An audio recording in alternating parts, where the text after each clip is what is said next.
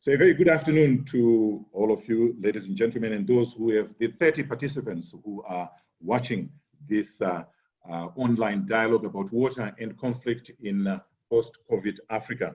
We have 4 participants. The first to speak will be Dr. Greg Mills, who is the director of the Brenthurst Foundation, an international specialist in African conflicts. We also have Sylvain Usher, who is the executive director of the Africa Water Association, otherwise known as AFWA. He is sitting in Abidjan, and Dr. Mills is in Johannesburg, South Africa. And Professor Hamanth Kasan, who is the vice president of at the Africa Water Association Program Committee also. And finally, but not the least, is Chema Nebot, who is the head of business development at Idrica and water technology expert.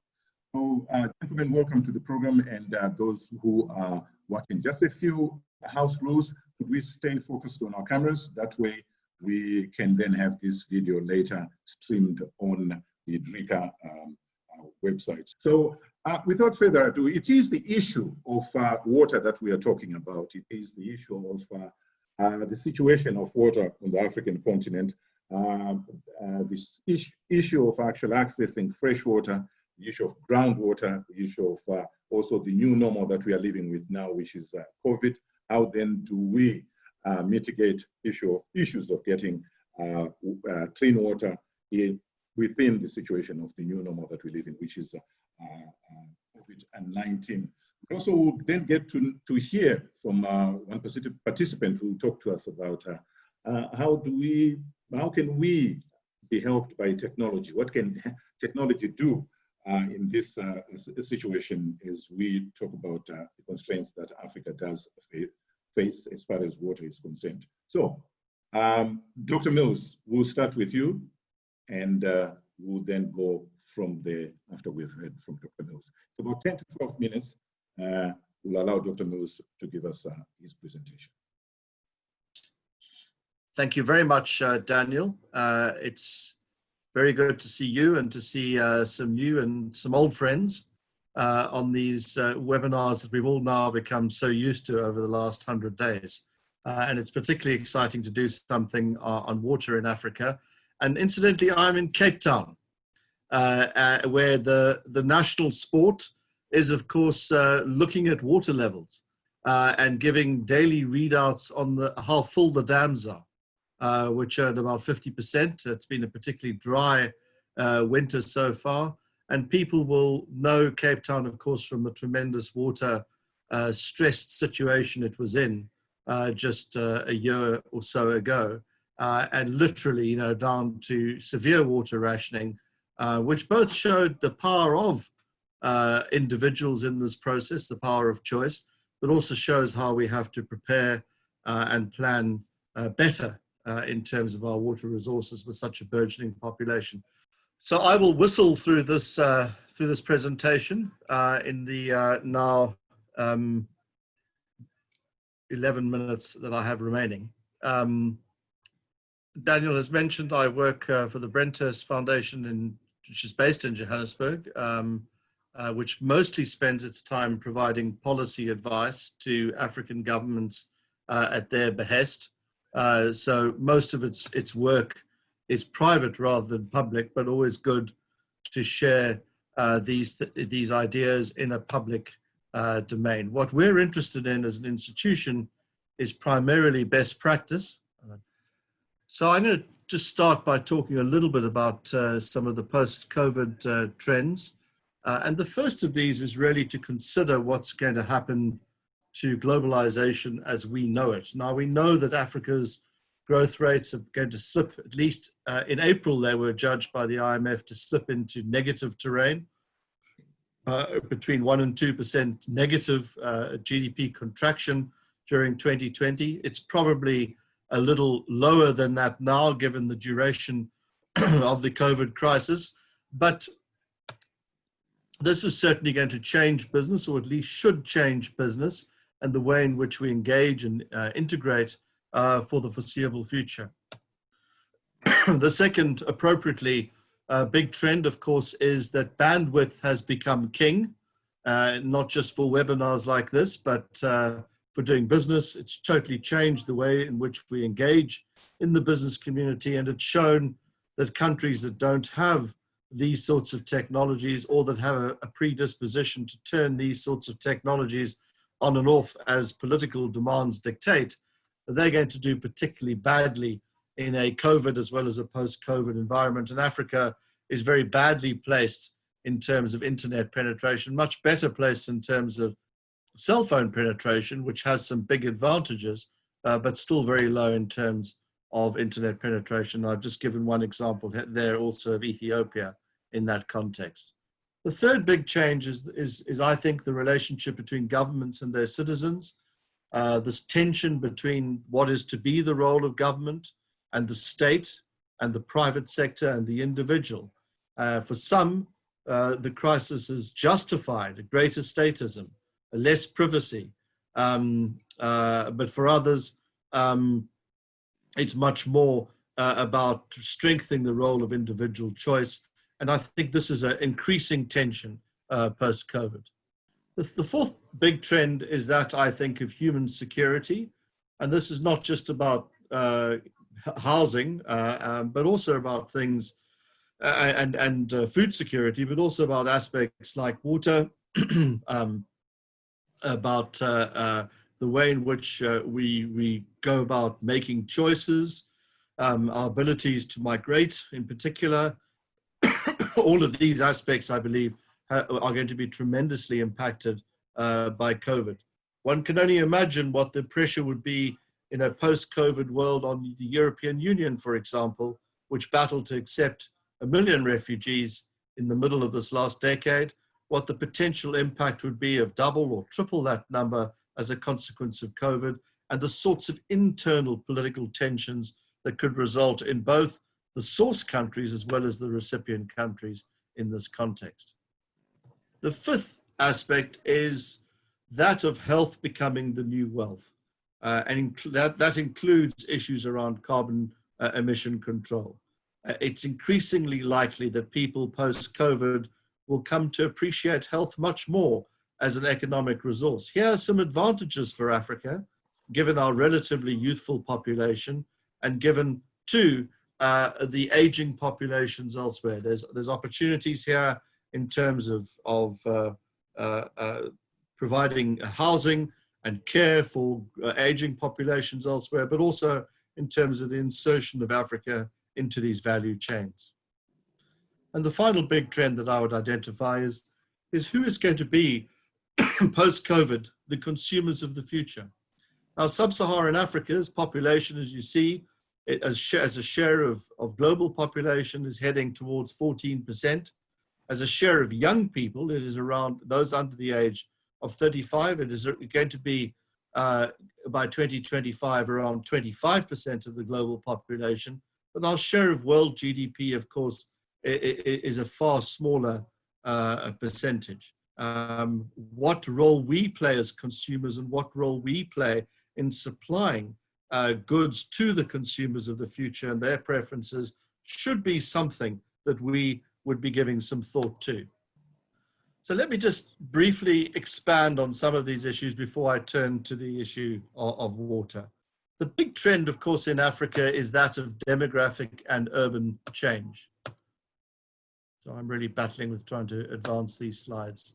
We know what Africa's population is going to be doing. It's roughly going to double over the next generation, from 1.2 million people in all of the continent to about 2.5 billion people by the year 2050. It's not just about absolute numbers. It's also in terms of the number of young people in our populations. It's also a case of where people are going to be living. About 80% of this billion or so person increase in Africa is going to take place in African cities. They're going to become concentrations of very large numbers of people.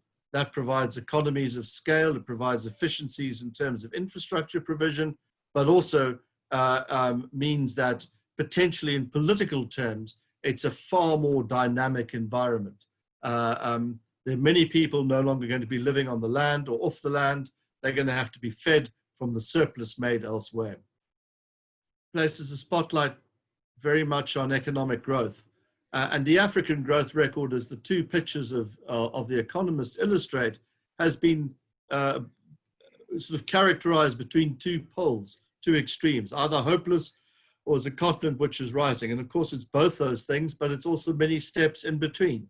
It's immensely varied, it's increasingly differentiated, but overall, the performance of Africa in growth terms, and especially in GDP per capita terms, has been very poor by global average. And this is a constant measure of developing countries compared between the two regions, and if you of Southeast Asia and Africa, and if you compare the two, you see how much Africa really lost a generation of economic growth as a consequence of a very low period of growth between the early 1970s, which was a result of all sorts of aspects which we can talk about, and then a very long, slow pickup from the early 1990s onwards, where by comparison, East Asia sped ahead to the position that it's in today.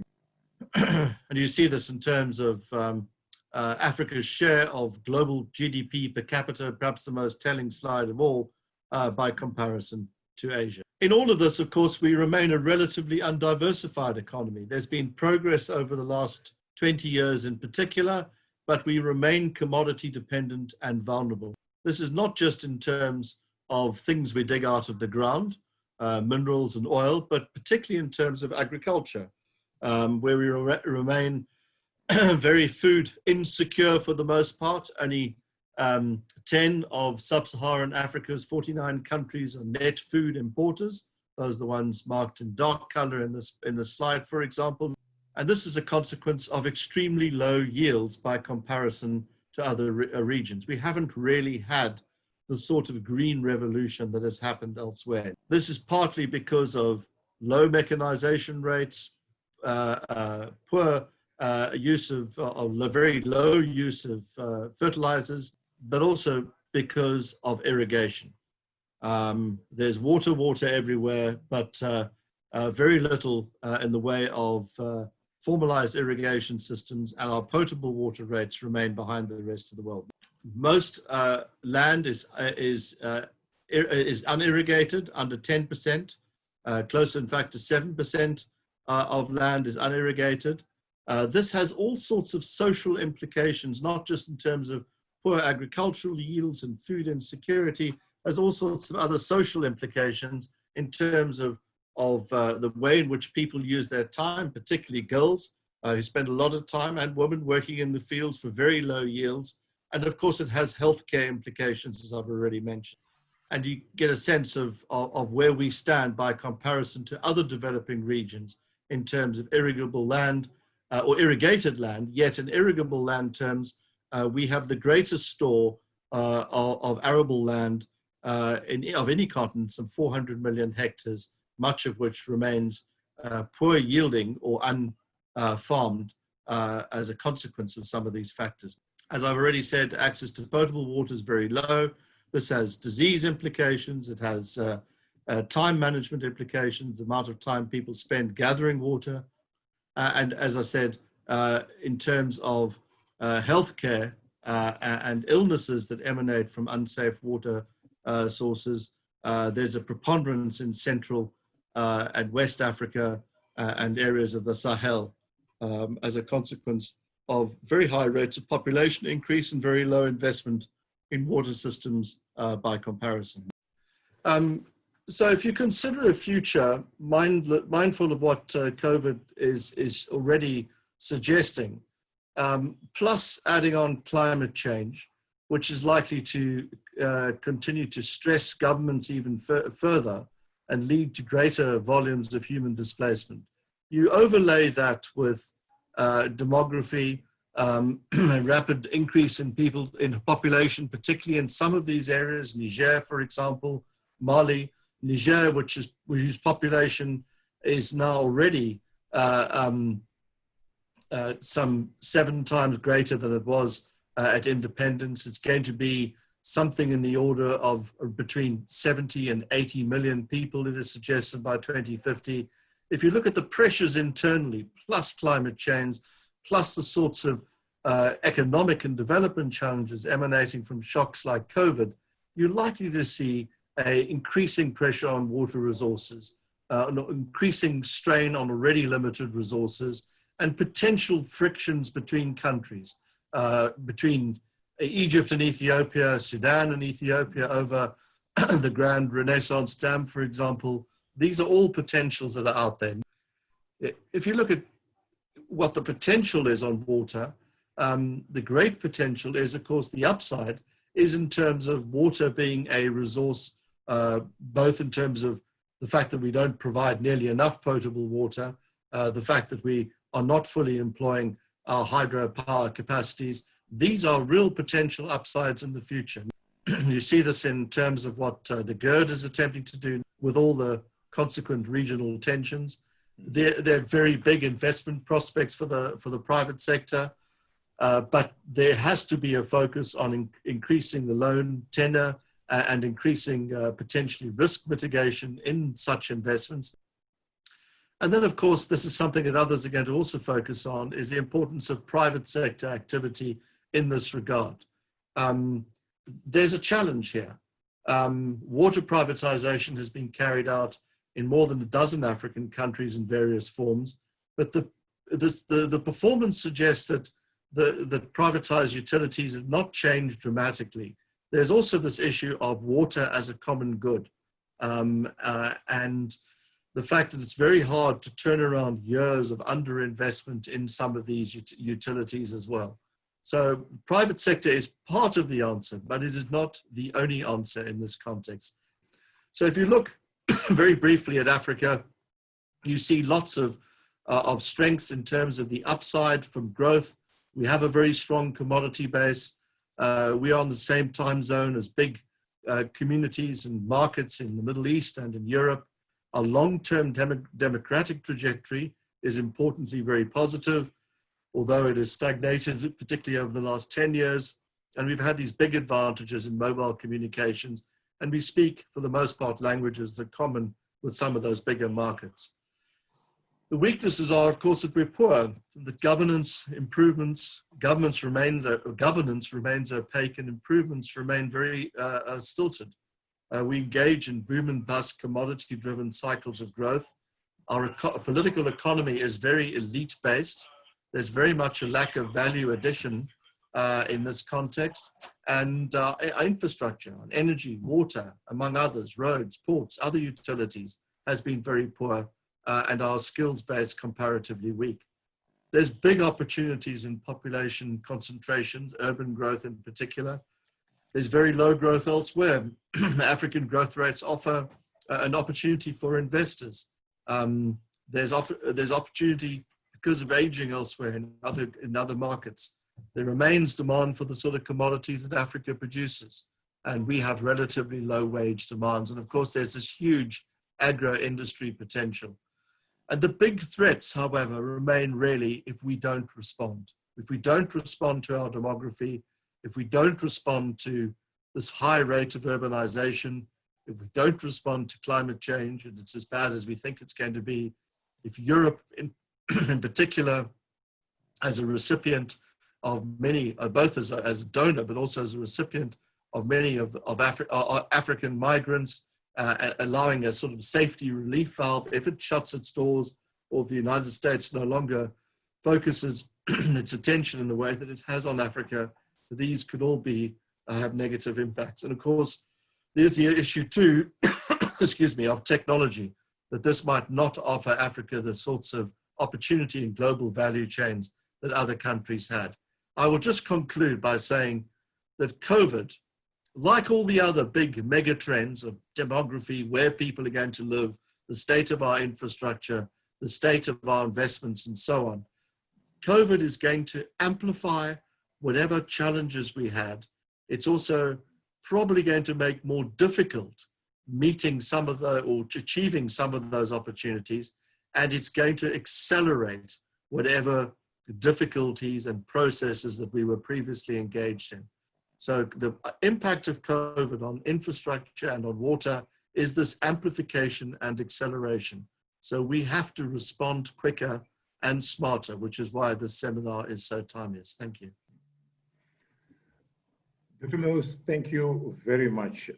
We have to respond quicker and smarter, Dr. Mills said, and in the interest of time, I'm not going to go over what are the salient points that we got from Dr. Mills. I had outlined most of them when he was offline, but I want to go just again to catch up with some time to go to Sylvain Usher, who is the Executive Director of the African Water Association, just to say that we will have a discussion and ask more questions on your presentation. So we will be coming back to Dr. Mills and all of you, the panelists, on where we'll be asking you questions. So Sylvain, if I may allow you to go ahead, I know that you want to touch mainly on the response of the utilities and of course how government would be responding to. So Sylvain is the Executive Director at the African Water Association. What do you say?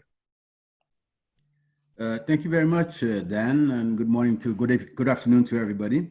I would like first to really thank Idrica for inviting the African Water Association. Even we are both of us today on the panel, so it's very, very interesting. AFWA is a membership organization created since 1980, and the aim of AFWA is to bring together the African water and sanitation utilities together on a platform for exchange of experience, capacity building, capacity development, and improve water and sanitation utility performances. So this is the main objective of AFWA.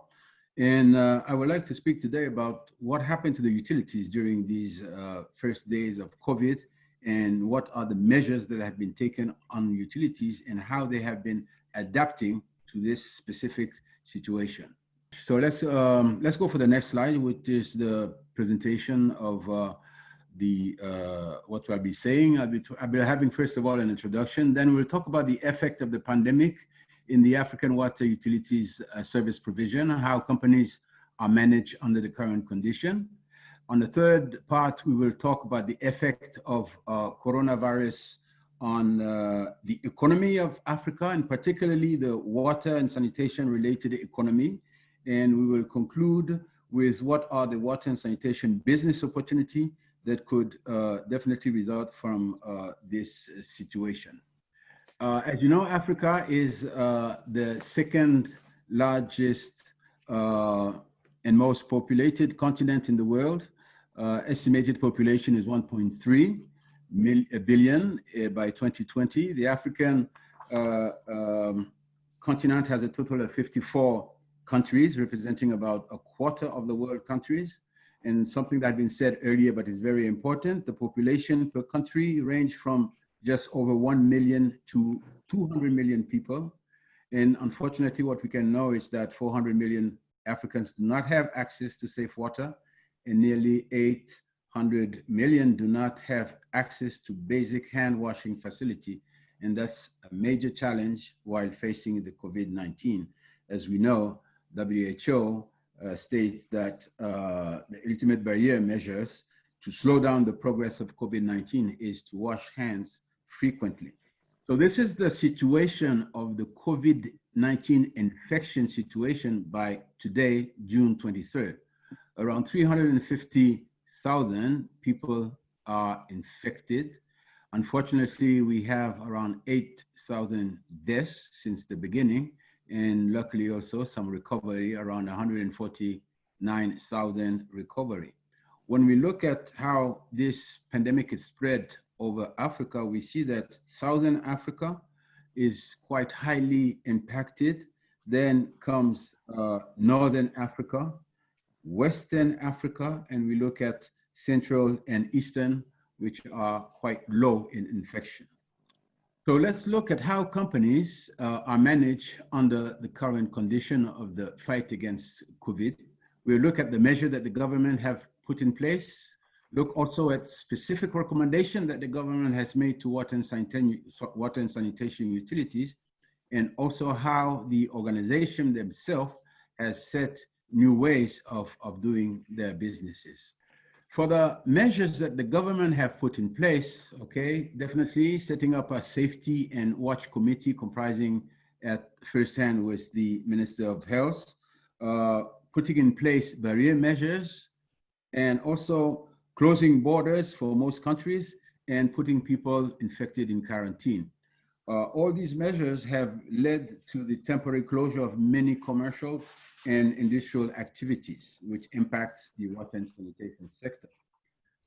Specific recommendation that the government made to the operators was that water operators have been asked by their government to organize themselves to ensure 24/7 provision to all, and that's quite important to all. It was requested to suspend disconnection and to reconnect disconnected customer for non-payment bills. It was also the assumption of the bills of some small consumer by the state directly. And in terms of sanitation services, the operators have not received any specific recommendation from the government. And this is definitely why sanitation is always on the back list of the sector. As far as technical management of work was also impacted, the utilities put in place optimized maintenance plans for troubleshooting to be much more proactive, upgrading of electropump to ensure continuity of service, upgrading and strengthening the protection of catchment areas, which was also very important, strengthening the number of generators to cope with energy issues. The development of remote management was something very important during this period. The installation of new reservoir in some areas, and especially hospitals where COVID-19 people were cared for, and development of in situ water quality monitoring. And this is quite new because the monitoring of water quality was usually in the company's main building or even in the main city. But now they are trying to move it onto the ground around the country so that people can definitely look at the water quality in a very more reactive way.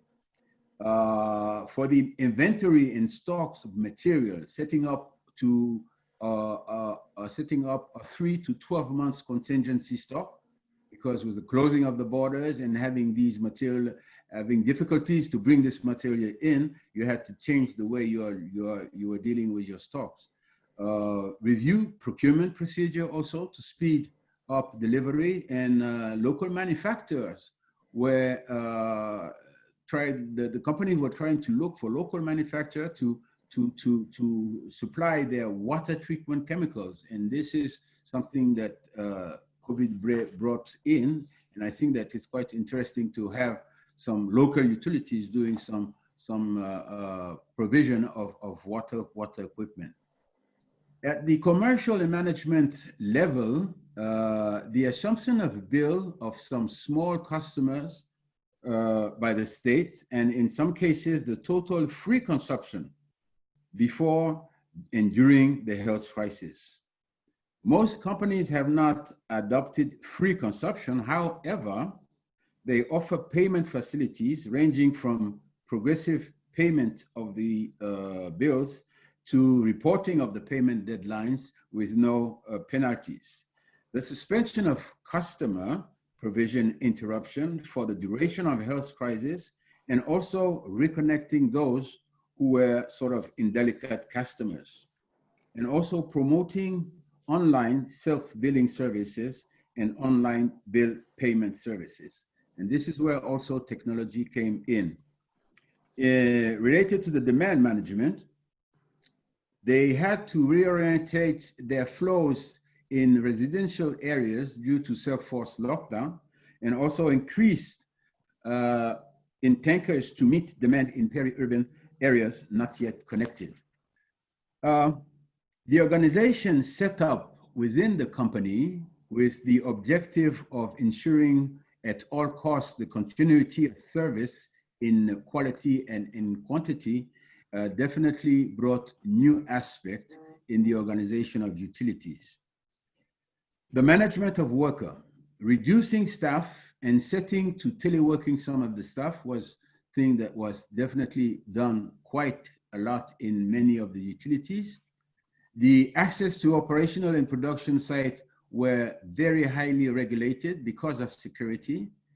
Staff awareness of the barrier, gesture, and implementation of procedures for entry into the work site were reinforced, and setting separate teams in charge of pumping sites with lockdown opportunities. All this were made to prevent contamination within the staff themselves. And the use of innovative technology was also brought to light. Mostly remote management leading to the need for operator to strengthen remote monitoring and remote management equipment, whether it is remote metering, reading, remote payment, remote claims. And these are the technologies that really will be for the future for the water and sanitation utilities. Now, if you look at the economy, the African economy, particularly the water and sanitation related economy, we will know that Africa global economy, leading with travel and tourism, definitely impacts the overall economy of Africa due to the COVID-19, the closing of borders and everything. Also, domestic movement and lower commodity prices, we will look at that, as well as the African Development Bank, who's playing today a leading role. Rapid urbanization is a major issue. We talked about it already. And the situation of deferred payment, or even some countries' free water supply, is also impacting the economy of the water and sanitation related economy. Globally, what we can say about it is that the prediction, it has been said already, the prediction of UNICE say that COVID-19 may reduce the continent's expected economic growth from 3.2% to 1.9%, but actually we're looking at even lower than that. Travel and tourism will impact African economy seriously. Domestic movement severely limited in many countries, reducing oil demand, impacting exporters countries also, and lower commodity prices will reduce significantly government revenues. But we have the African Development Bank, which is playing a leading role in this pandemic by creating the COVID-19 Response Fund, which mainly channel for effort to address the crisis with up to $10 billion for government and private sector.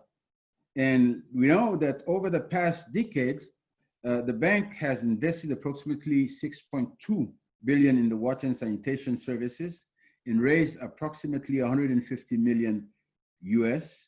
And this results about 52 million African that have had access to improved water and sanitation. So luckily we still have the African Development Bank in the water and sanitation sector that really is trying to push. Rapid urbanization is also a very big issue. We talked about it.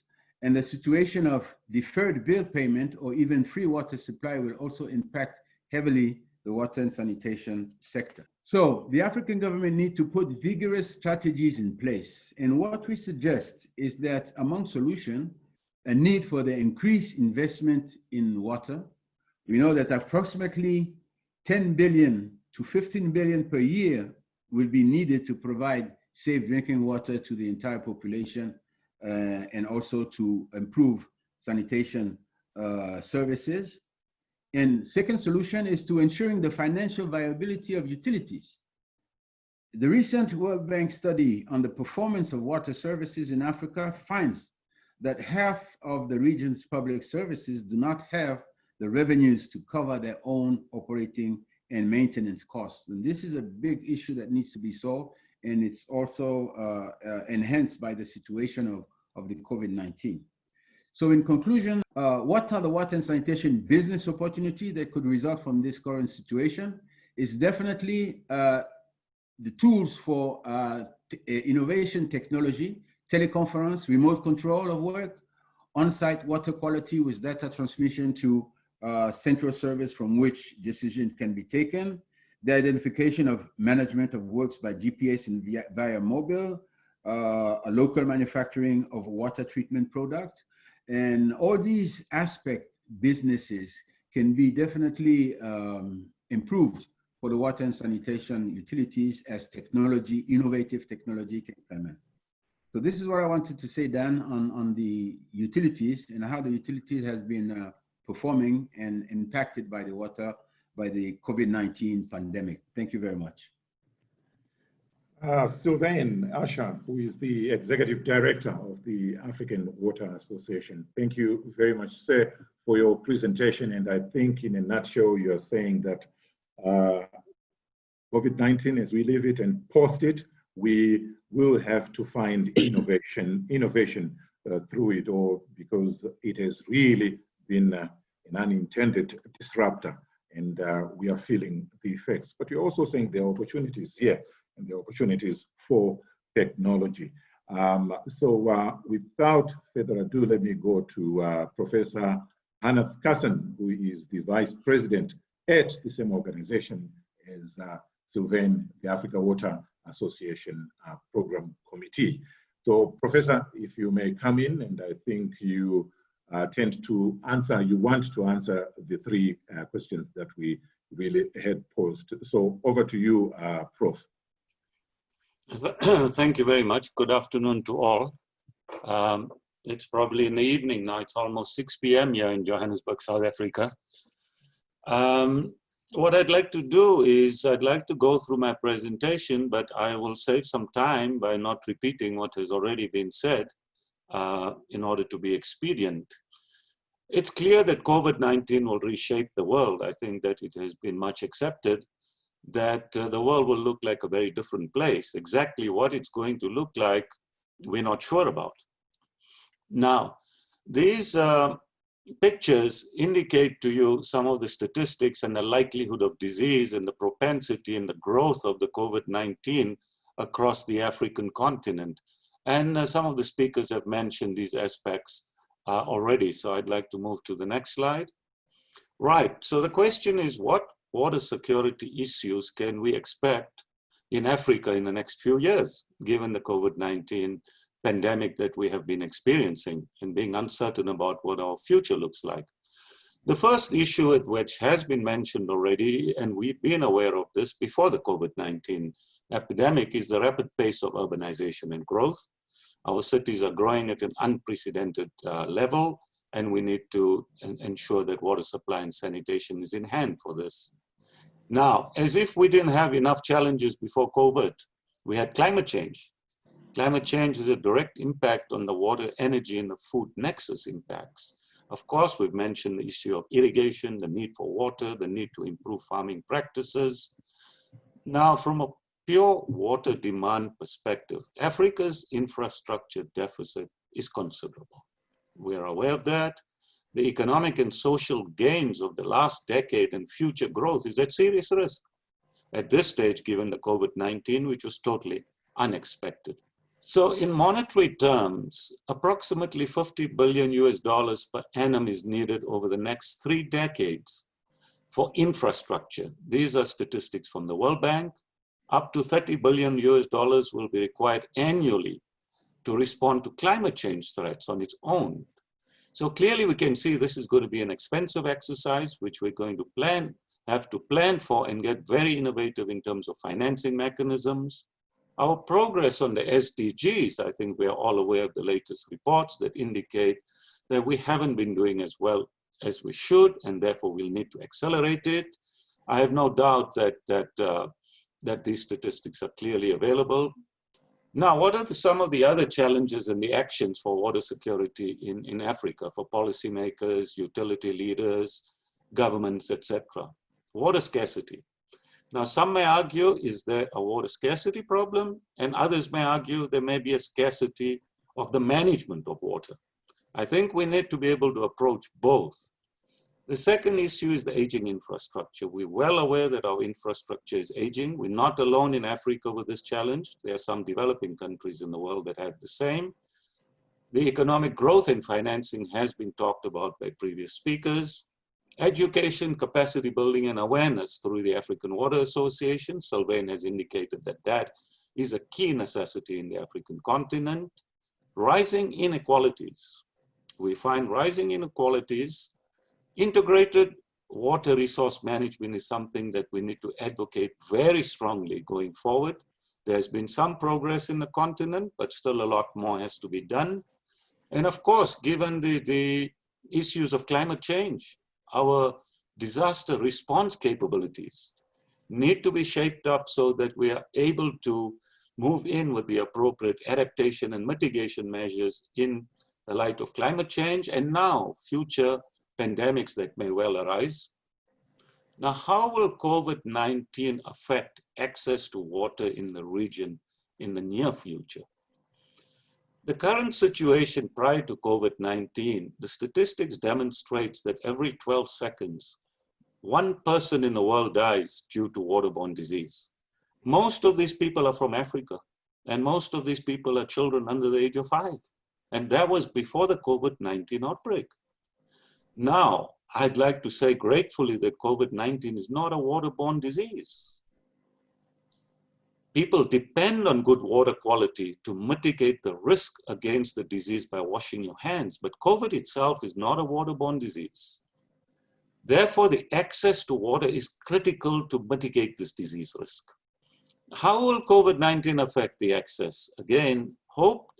It's our hope that COVID-19 has really brought some sharp reality to accelerate progress towards the Sustainable Development Goals, particularly for water and sanitation.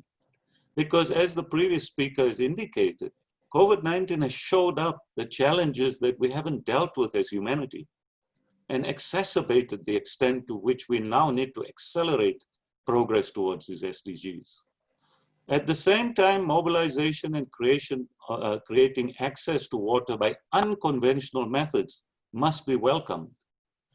And some of these methods need to be sustainable and affordable. It is understood during the time of COVID, we may well be supplying water at a price which may be higher than normal because it is an emergency situation. However, our thinking needs to be focused on sustainability and affordability. Now, the water and sanitation infrastructure, of course, is a priority for basic health and critical for urbanization and the growth that we're seeking in the continent. Overall, one would like to think that the realization that water is a basic right for all citizens is essential for public health is one of the lessons we're learning out of the COVID-19 pandemic.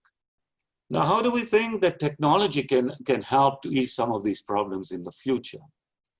One would like to think that there's much scope and opportunity for technology adoption and adaptation in Africa. Some examples here. Digitization offers many opportunities for efficient management of our water and sanitation delivery. For example, automated meter readings, water flows, water quality aspects which have been mentioned, billing and collection, water losses in reticulation networks, which is a significant problem in the African continent. And of course, the issue of infrastructure and how we can use sophisticated technologies to conduct condition assessments in order to look after our infrastructure in a better and more efficient manner going forward. Of course, there are some radical technologies we need to begin to embrace and evaluate, like the non-sewage sanitation approach, which reduces the use of water. Working remotely is something we've learned through the COVID-19 experience, and this will reduce overhead costs for offices, etc., for utilities. Water and wastewater recycling opportunities are aplenty in the African continent. We haven't done as much as we should here.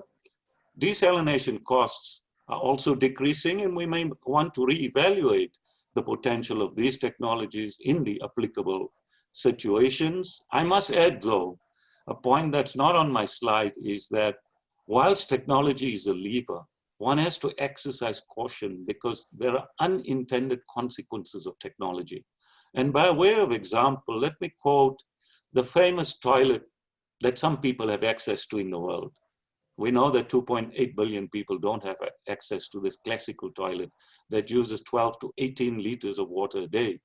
About 150 years ago, this toilet was found to be a remarkable innovation. Today, water practitioners and experts are beginning to question whether this was really something so innovative to the extent that why is it that we use 12 to 18 liters of good quality drinking water to flush what we today characteristically call waste, which we can actually turn into some other byproducts.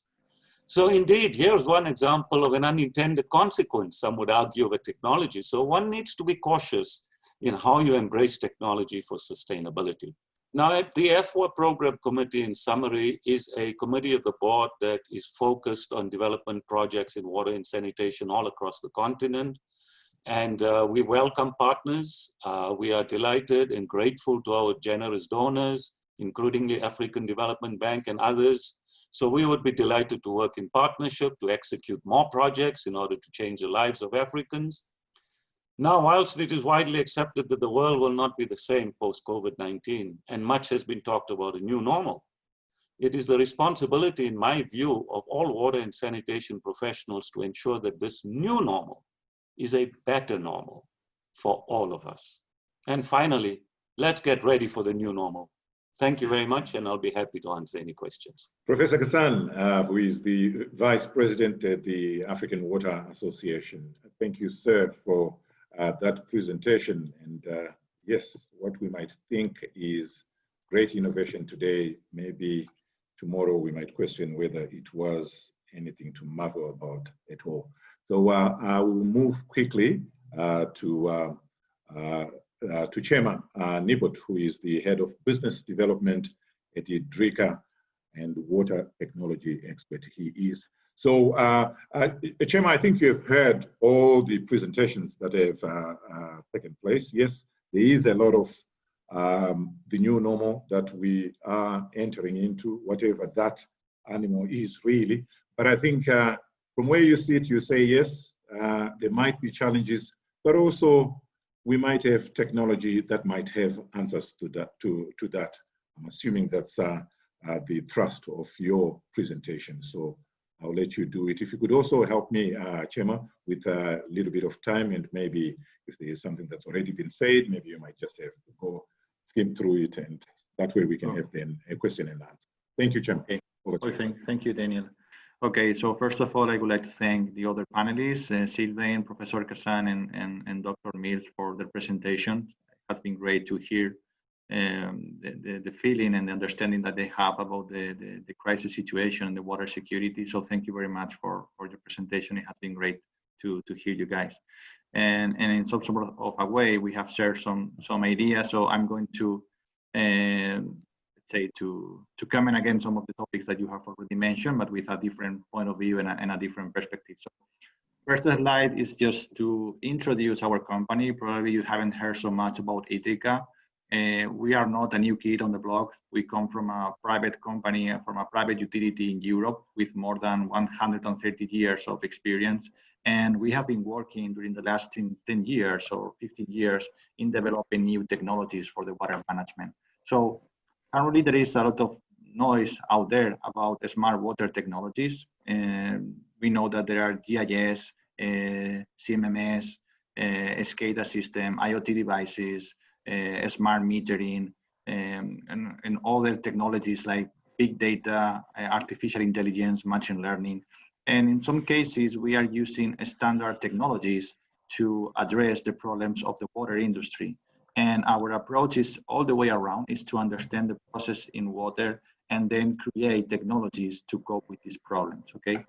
And also we are trying to upgrade these solutions into an upper level and try to integrate different data into one single point. So the proposition from our solution, GoIWA, is to integrate data from all of these distributed data sources and to create one transversal access to the data and to create cross use cases, putting together the pieces from the puzzle, okay? And we understand that the maturity of the market right now is not to just acquire technologies.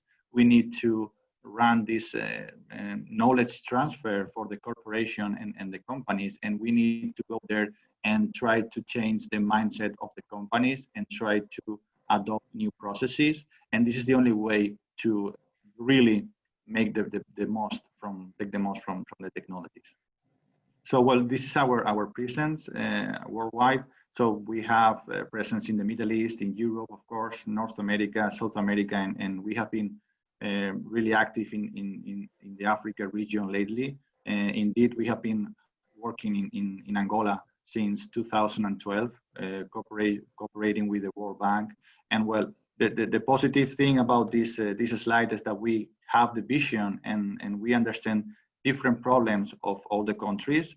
And this is the only way to create the right technology, not to try to answer the problems for one specific region, but to combine the inputs and the needs from the different areas. This is the only way to create a complete and a comprehensive software. Well, so let's talk about the water security and the problems with water. So the problem is that we need a lot of water, not only for the human consumption, but also to producing goods, for the agriculture, from the industry. So probably most of the audience is familiar with this kind of infographics, but it represents the water footprint per capita at country level. Well, so this is just to represent how many water do we need to produce some goods. Again, probably you already have seen this before, but this is the amount of water that we need to produce a tablet of chocolate or a pair of jeans, to take care of our animals in farms, or to produce a sneaker. So we need a huge amount of water in our daily lives, and water is crucial and is paramount to the economic growth of all the countries and all the regions. And the problem is not the water that we need, the problem is the water that we have. So this concept of water scarcity tries to mix and to combine the water footprint and the water availability. So here we are seeing that at the yearly basis, that in some regions of the country, of the world, sorry, we need more water than the water that we have. Okay, so the water footprint is not sustainable at this point. So we need two things here. We need to efficiently manage the water, and we need to adopt to implement circular economy policies and strategies. Okay, so as I saw before, I don't care if we are using a lot of water to produce a pair of jeans. The point is that we need to reuse this water. Okay, and this is critical, and this is how important it is to use technology to support us at the time to make decisions. So from our point of view, and all the panelists have already mentioned, water is a key driver in a context of crisis. And currently now, all of us are talking about this coronavirus issue, but water is important in other crisis situations. So we are just naming a few here, but water, of course, is obvious that water is essential for the food production. So it comes important at the event of food shortage. In terms of wars and a military situation and episodes, it's typical that the parties try to take control of the springs, on the water sources, and access to the drinking water treatment plant. So it's some sort of a strategic movement in terms of war events. Of course, in natural disasters, it's important to properly manage the water that we have. So in an episode of earthquake or a flood or a heavy rain, it's important to properly manage the water resources. And of course, the one that we are mentioning, all of us right now, it's about the health issues, health crisis events like the coronavirus right now. So the point is that water has a lot of information, but we need to extract this information that water brings to us and to translate this into data.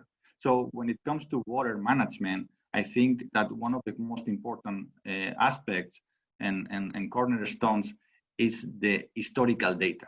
Water is all about historical data. It's know about patterns of consumption. It's know how happened in the past in order to cope with the future situation. So now we are coping with the coronavirus crisis, but probably in a few years from now, we are going to cope with another crisis. So we need to learn. And probably this coronavirus crisis has been some sort of trigger for the organizations to understand the importance of the digitalization and to adopt technologies. But this is a really opportunity for all of us to understand the processes and to use the data in the right way. Okay, so Sylvain, you mentioned a lot of these use cases. So what I'm trying to do here is to show you that this is for real. So there are corporations and they are water companies that they are using technologies for all of these use cases that you listed in your presentation. But here we are going just to name a few of use cases of technologies. The first one, it comes and it's related to the plants management. Okay, so technologies are supporting the organizations to access remotely to the plants and to the facilities. So this is really important to not operate the plants at the facility. I mean, traditionally the facilities are using SCADA systems, and the data it's some sort of keeps on the SCADA server and the SCADA system, and you need some very specific expert to access to the data and to analyze what has just happened. But it's important to release this data from the SCADAs and to upgrade this data and this information to the other members of the organization and to other data analysis and so on. So also something that is really important, as I mentioned before, is known about the previous situation. So in our drinking water treatment plants or wastewater treatment plants, we are using data to define operational modes. So let's say that we are just in a drought situation. So it hasn't been raining for the last 3 months, and according to the forecast, it's not going to rain for the next 2 months. Let's try to activate the drought protocol or the drought operational mode. And this is important to learn from each crisis or for each situation. Okay, so it's gonna be a heavy rain episode. So let's activate in the wastewater treatment plant the operational heavy rain scenario. So we need this data to learn from the previous scenarios and try to adopt this to the technology. And it's really important to know the process. Okay, we need people here. We know the experts that operates the plants. Because if you just try to hire a machine learning company or a data science unit, they are really good at defining algorithms, but they don't know about the process. So technology is about combine and to merge experts in the process and experts in technology. And this is really important for us and for our understanding of technologies. Other use case is to implement and to adopt technologies in the network management. Here we are talking about sanitation and drinking water. So in some of our customers, we have been able to identify how the pattern of consumption has changed, and all these automatic pressure algorithms has been able to recalibrate and to reconfigure based on the newest scenario. So the systems are smart enough to alert you that the situation is changing, and given past scenarios, they recommend you to implement some new changes on some new methodologies. Okay, so it's like the machine is telling you, okay, guys, this situation has happened before. The last time that we faced with this situation, you implement this action. So I recommend you to follow the same recommendation. So it's like the system is learning from people. Okay, and we need to understand that this is a process. We are going to pass from an open loop operational mode in which there is always one guy who press the button. There is only one guy to validate what the algorithm says, but eventually the system will operate in a closed loop and to automate all the processes. Okay, so it's important that we combine again people with technology to understand the behavior of the network and to take the most of technologies. When it comes to sewage and sanitation, we have used technologies to identify the COVID-19 concentration in the wastewater.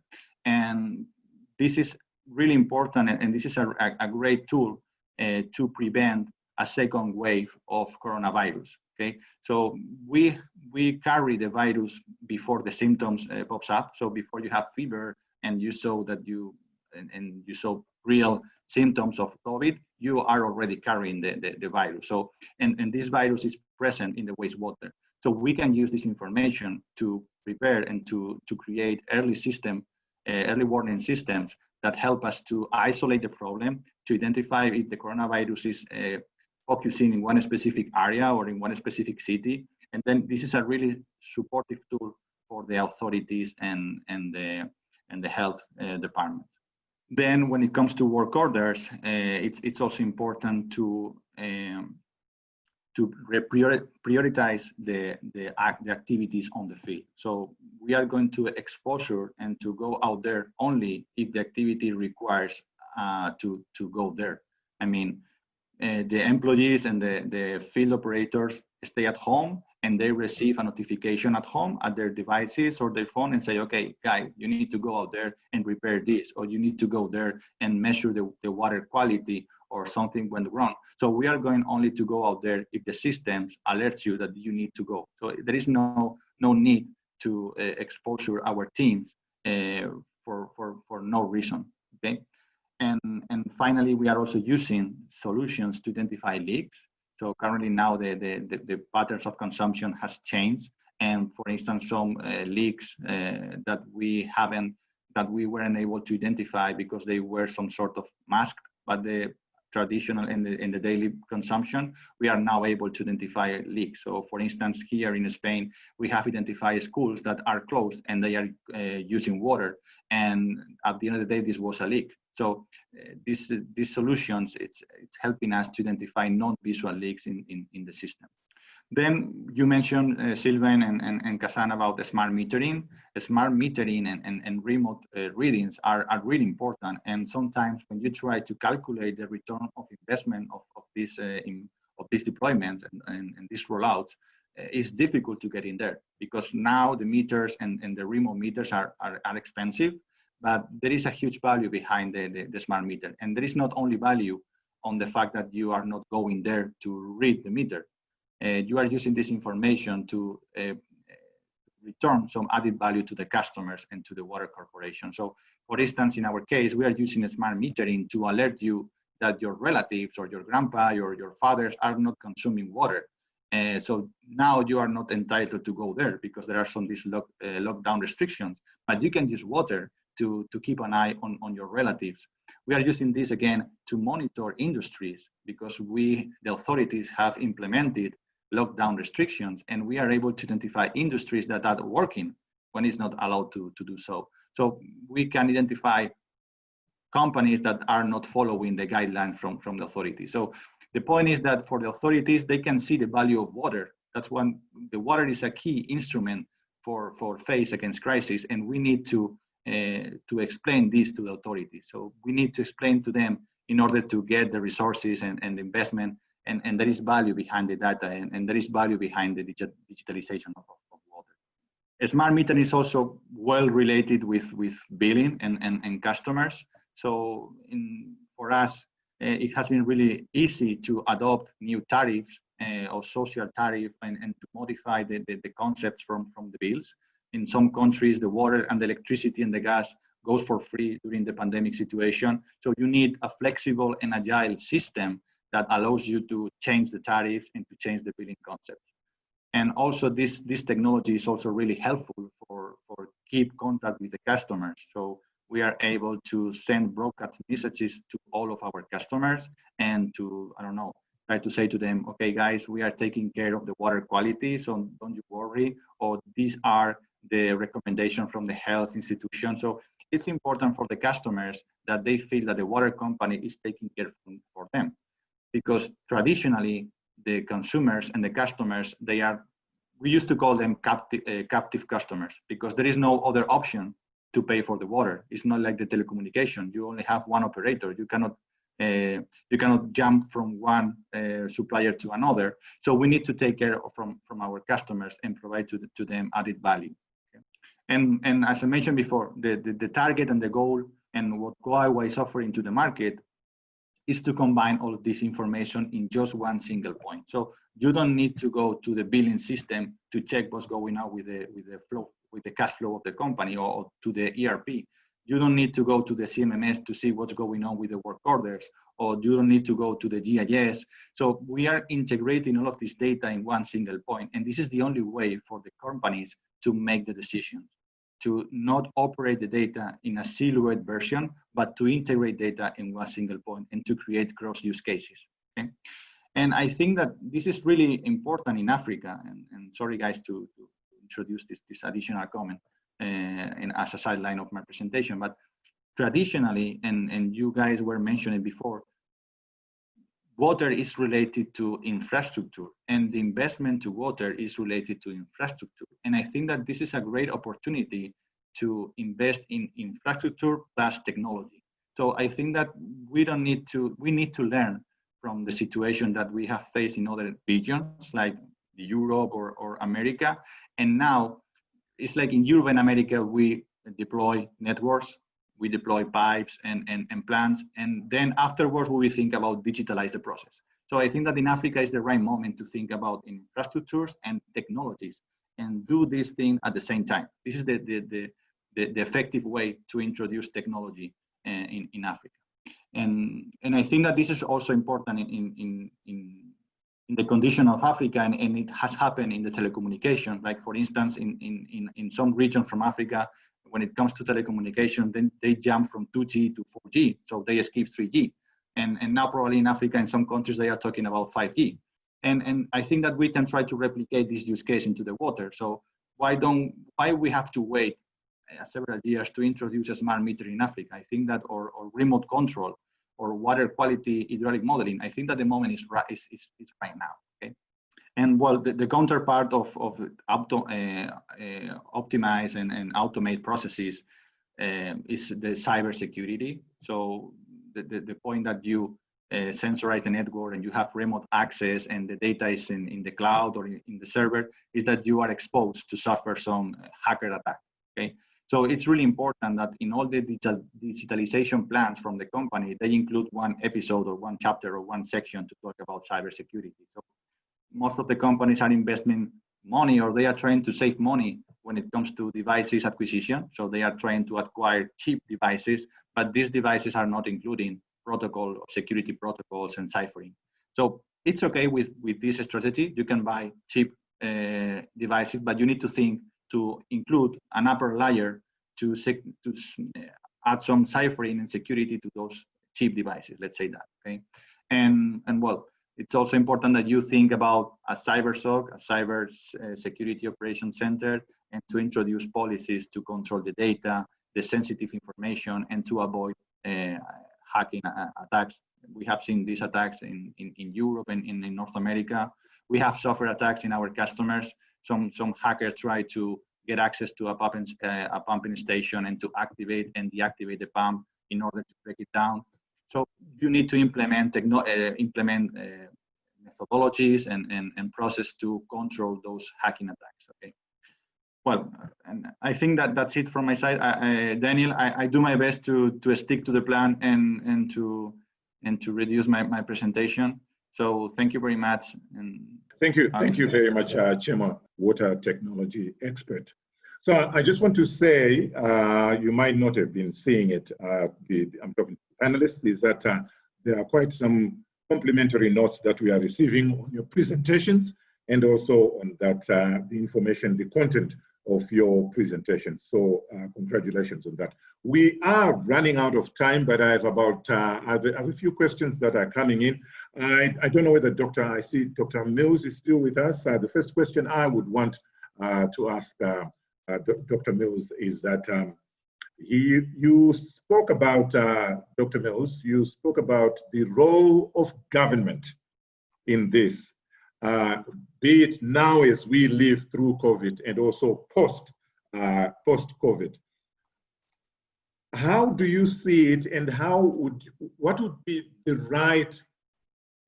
right way of government going forward? The sense I am getting, even though government appears to be doing everything to protect us, especially with whatever variation you might have in all these countries, the national command centers, not very complimentary things you get to hear from the populace, because they feel they're being controlled. They feel the governments have found an opportunity to now do what they probably couldn't do. So where is a happy medium? I suppose that's what I'm asking as we go forward with COVID. Dr. Mills. Thank you, Dan, and thank you very much to the other presenters. I really enjoyed their presentations, and I have to say, I learned something, which is always an excellent thing to do in a webinar. So thank you very much for that. I mean, you know, COVID presents a great opportunity. Obviously, it's a tragedy at many levels, but it presents a great opportunity because it is a crisis. And it presents an opportunity to do things that sometimes you wouldn't necessarily have done.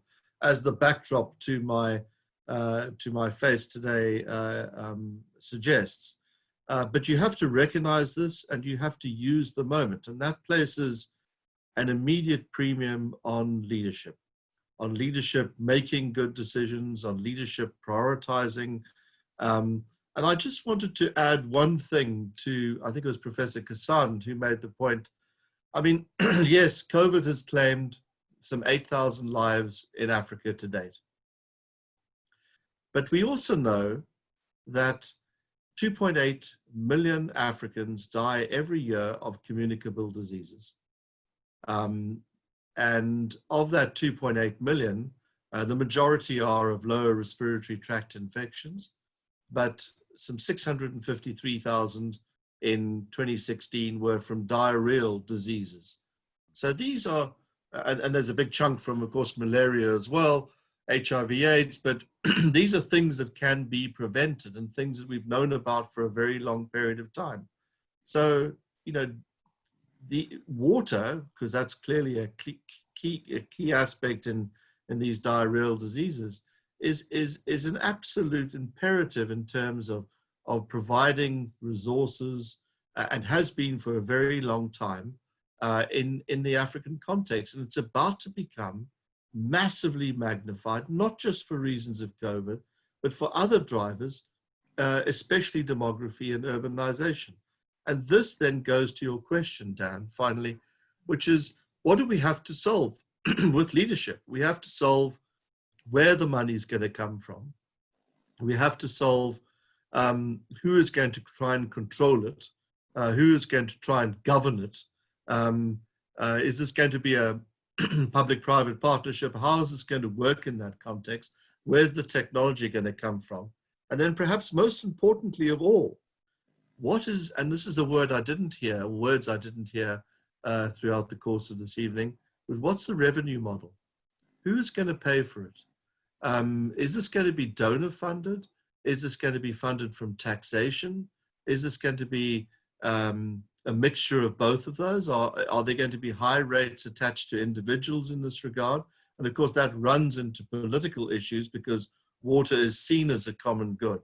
But the revenue question and the modeling of funding around this is absolutely crucial to answering the question about governance and control, planning, prioritization, and you know, yes, we perhaps should have started working, if these statistics are to be followed on waterborne disease, we should have started working on this a long time ago, but we should start working on these things now in order to be able to solve the tsunami of jobs and of young people in our society. And I say it's a tsunami if we are unprepared. It's a dividend if we are better prepared.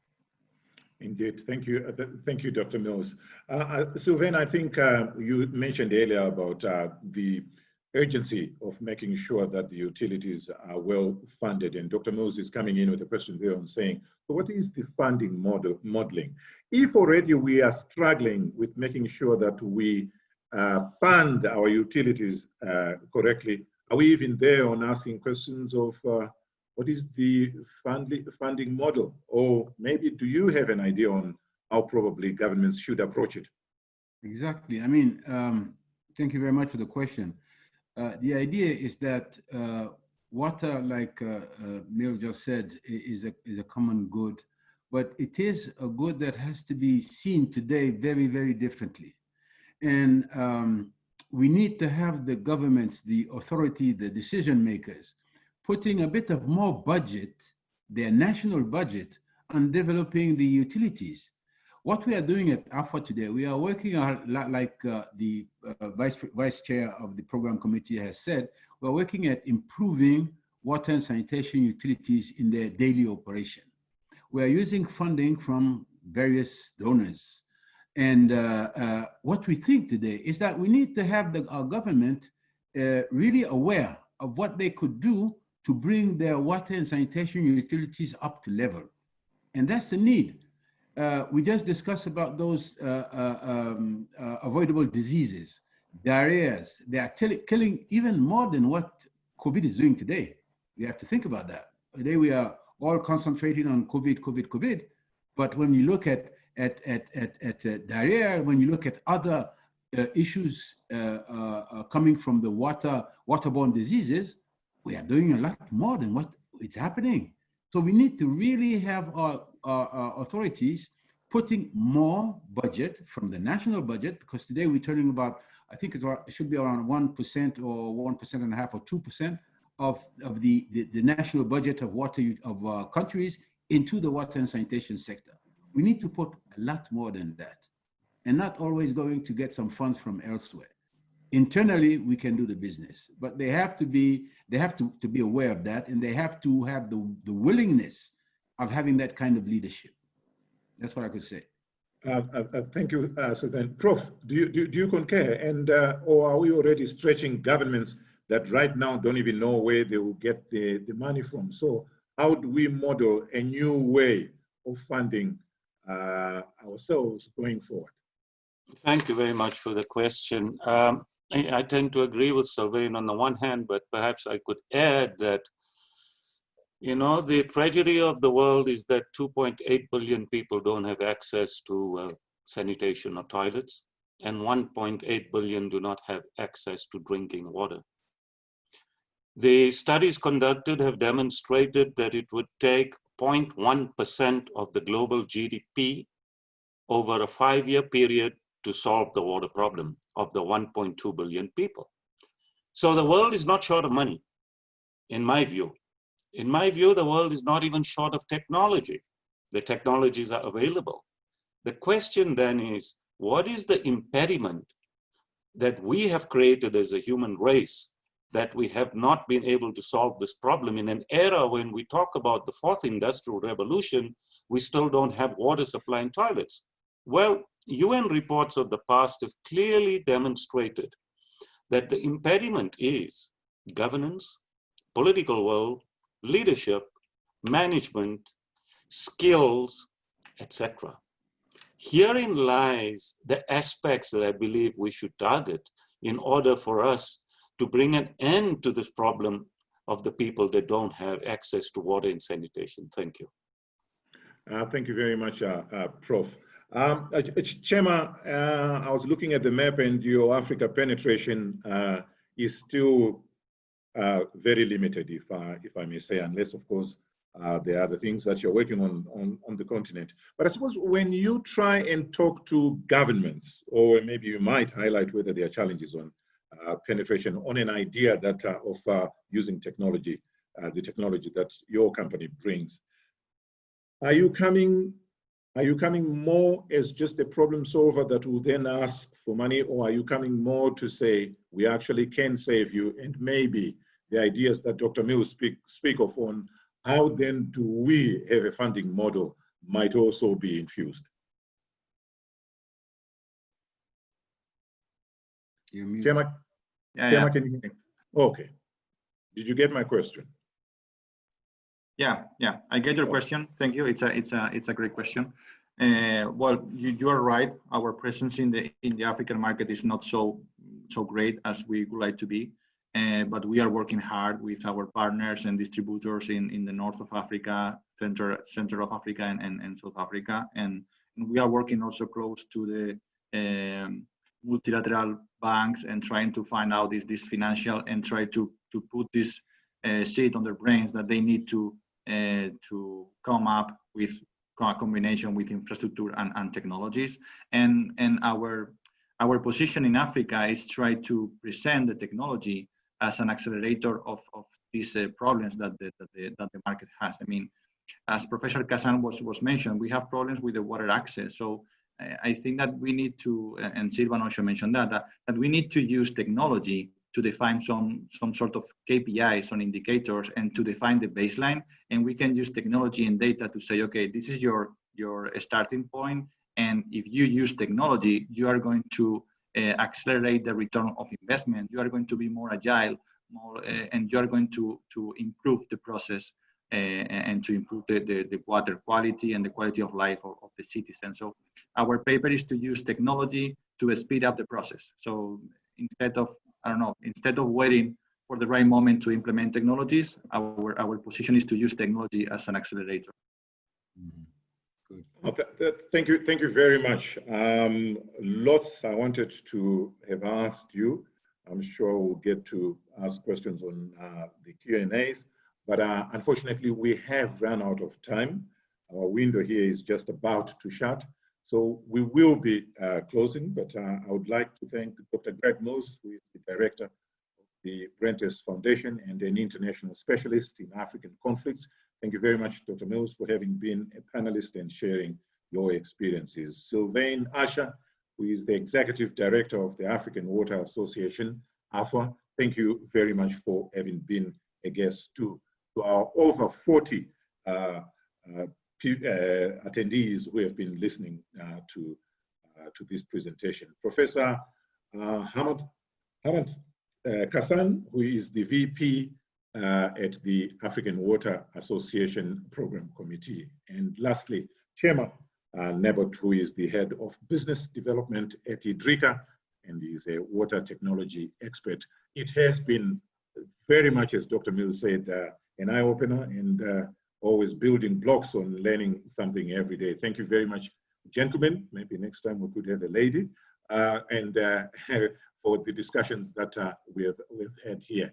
And we also want to thank the participants who have been very much strong in asking questions, which will be passed on to all the participants, and also which we will get to ask the panelists later on. And it will be then on the Idrica website, you'll get to see that. And there are other outlets that they make sure. So thank you very much to everybody, very insightful. And here's hoping we get to talk again sometime soon. Thank you, and have a very good evening. Thank you, Daniel. Thank you, guys. Thank you. Thanks, cheers.